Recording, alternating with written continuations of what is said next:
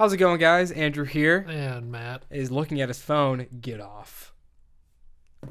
Welcome to the initial reaction part of the LCR podcast. How's it going? What, you think you're better than me? No, don't. Get fucked. Okay.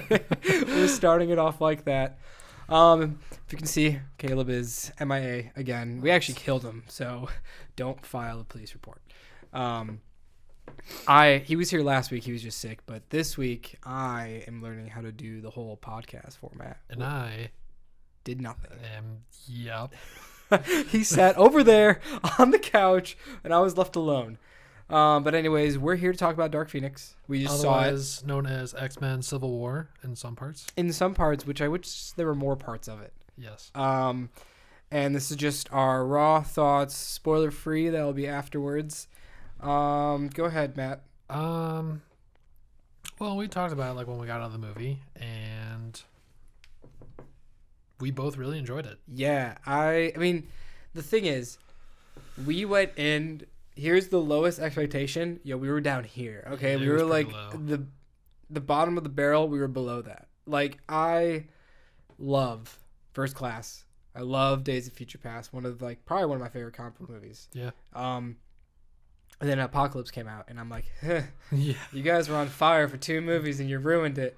And then this came out, and everybody was like, oh, this is going to be awful. Like, because at this time, there was the rumor that Fox was going to get bought out by Disney, and then that came out. And then they were like, oh, now the movie's ruined because Disney is not going to help it or whatever. And they're like, it's dead. But then it's like, no, it's coming out. Don't worry.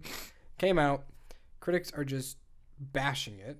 Probably just because it's, No as reason. of today, which is Friday the 7th, it is 23% on Rotten Tomatoes. And it's, I think, 64% with viewers. So, It really doesn't deserve that. it does not deserve... Dude, that's like Like the 64... 10% higher than Hellboy, I'm pretty sure. That's so dumb. Hellboy was terrible. Hellboy is one of the worst movies I've ever seen. Oh my god, yeah. It was so Like, bad. it was hard for me to sit through that. It was Like, it's been a while since I've seen a bad movie where I was like, not even like a fun bad movie, like a bad movie. oh yeah. Like, I think the last bad movie before that was like the original Spawn. Ugh, Yikes. I haven't seen that, but You don't want to. I think we have to watch it before the new one comes out, though. You can. I am going to just be far away from that. But anyways, yeah. So going into this, like we said, we had no expectations, and I found myself 30 minutes into the movie. Matt leaned over. He's like, "Not that bad." I'm Yeah, like, I yeah. was genuinely surprised. I'm like, I don't know what the fuck critics are on. Mm-mm.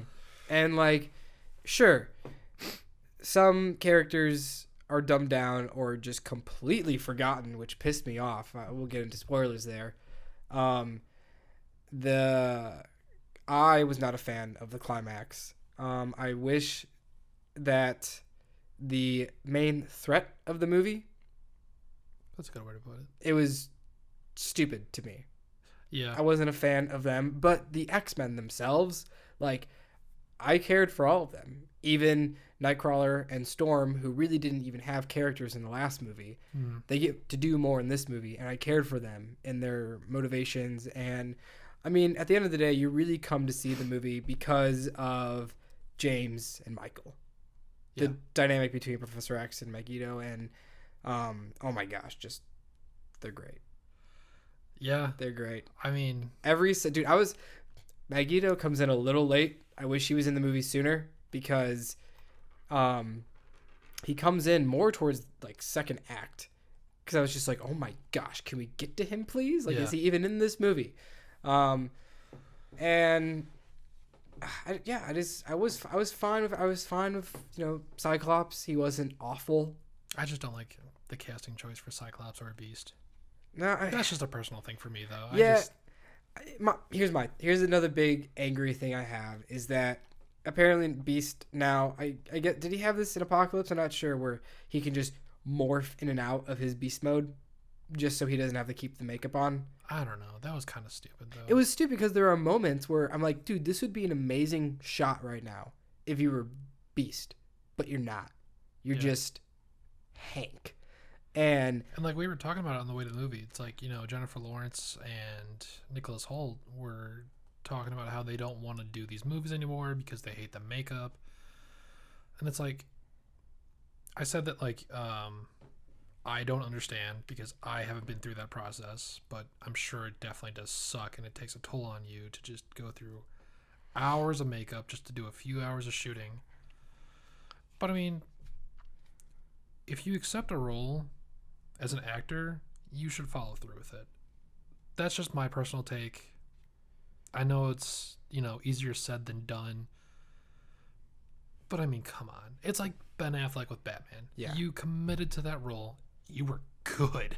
Yeah. And now you're just like, no. And it's No. like, dude, come on.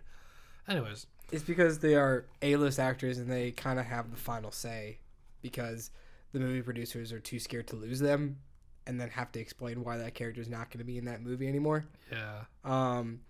And I mean, so I wasn't bothered by it. I thought Sophie Turner was good at playing her darker side as the Dark Phoenix. She's fucking beautiful. She's gorgeous. I'm so jealous of you, Jonas. Yeah, Kevin's the one nobody cares about. Nick's the youngest one. Joe Jonas. They're married, dude. Oh, she's married? Yeah. There's no hope for me. She's beautiful. She every second on screen, I'm like, oh my gosh, you are beautiful.